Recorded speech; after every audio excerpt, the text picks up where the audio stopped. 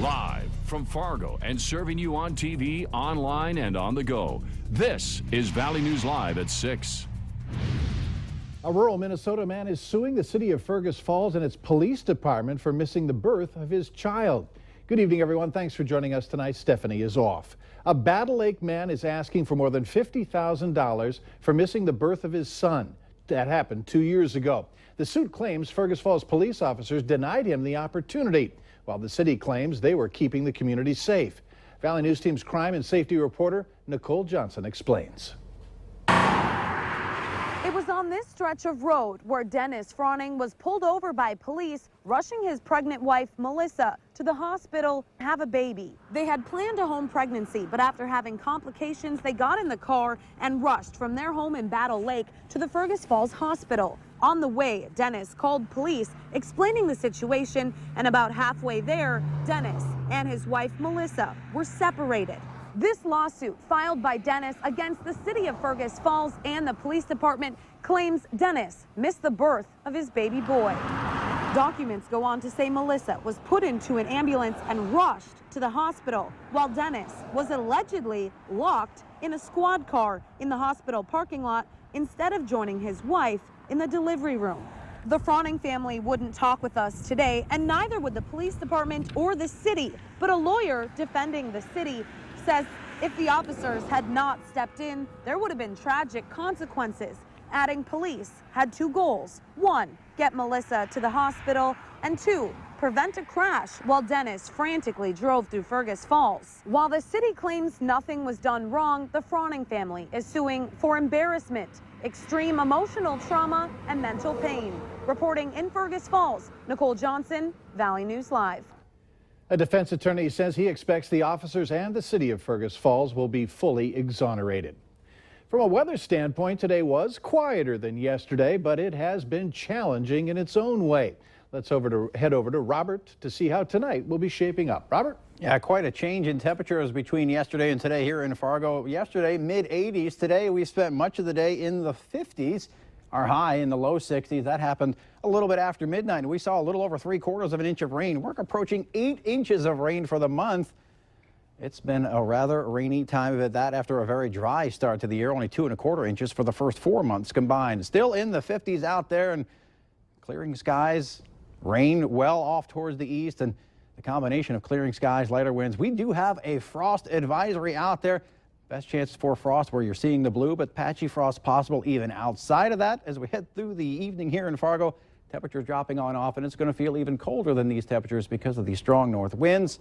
We do have warmer weather and more rain on that 7-day forecast. We'll detail that coming up in just a little bit. Look forward to that. Thanks, Robert. Our recent rainfall has hit the valley hard. Some local climatologists saying that March was one of the driest months we've had, and May is one of the wettest in the history of North Dakota. Experts are keeping an eye on the Red River as we are expected to hit minor flood levels on Monday. Fargo Public Works say Elm Street could be closed off.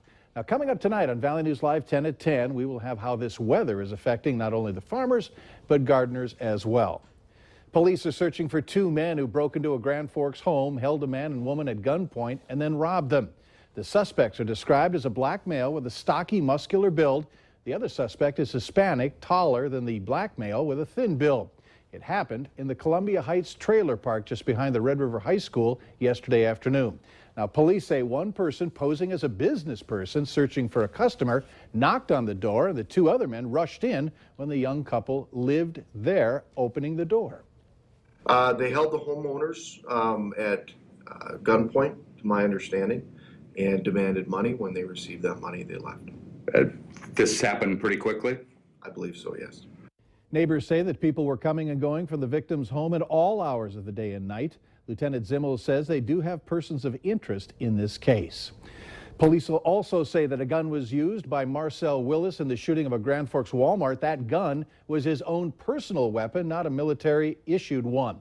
Grand Forks police say that Willis used a Smith & Wesson M&P 9mm semi-automatic handgun in the shooting spree. According to investigators, the firearm was legally purchased by Willis, but they did not release when Willis bought the gun or who he bought it from. Police also say that the shooting was caught on the store's surveillance video. That footage shows Willis entering the store just after 1 a.m. Tuesday morning. He shot and killed Gregory Weiland and shot and injured Lisa Braun before taking his own life. Police expect toxicology results within the next couple of weeks to see if Willis was under the influence of alcohol or drugs at the time. A Grand Forks man has been charged with attempted murder, terrorizing, and reckless endangerment after a gun was fired in an apartment last night. Police responded to this apartment at 11:30 last night after getting a report of gunfire.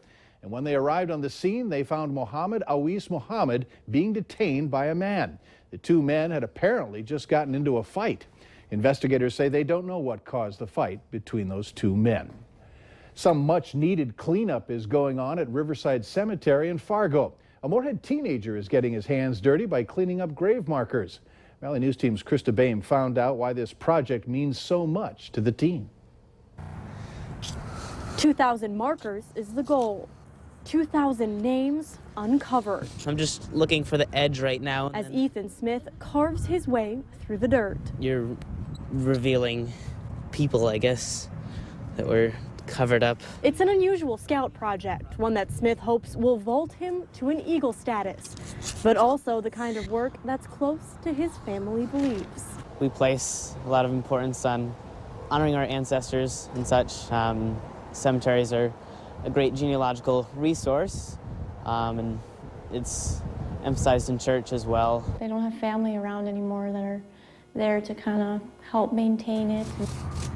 Brushing away grave markers that have been covered over many years. You know, of course, you would want to see your family's, stones looking nice. You wouldn't want to see them tipping or, grass growing over them. With 80 acres stretching to the river, the cemetery has limited help to keep up on maintenance. So Smith coming along with dedication is more than appreciated. So I was just happy to see how young he was, and he was eager to come out, and he said, I'll bring 40, 50 people, and I thought, wow. A way for Smith to know his work is helping families. People were even just coming through the Fargo-Moorhead area and knew that they had a great-grandpa buried in the cemetery and they wanted to find it. It should be visible. Because even though those he uncovers are gone, Smith is helping make sure they're never forgotten. Krista Boehm, Valley News Live. What a great young man. Ethan is looking to get more volunteers to help out tomorrow. You can meet at the Church of Jesus Christ of Latter-day Saints in Fargo at 8:45 a.m. If you didn't get that, go to our Valley News Live website, valleynewslive.com, and click on this story for those details. Now, here's an incentive for kids to wear their bike helmets this summer. Youth spotted wearing their helmet while riding their bike, skateboard, or scooter could find themselves being treated to a free Dairy Queen ice cream cone from the Fargo Police Department.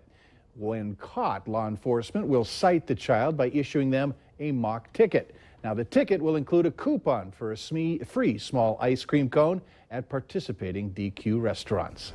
Later on Valley News Live at 6, the importance of safe driving during the summer months. Rain and storms that we had yesterday and tonight, last night, and even earlier today, that well off toward the east. Clouds are going away, winds will be going away. A frosty night tonight, but some warmer weather and some rain on that 7-day forecast. We'll detail all of that coming up right after this.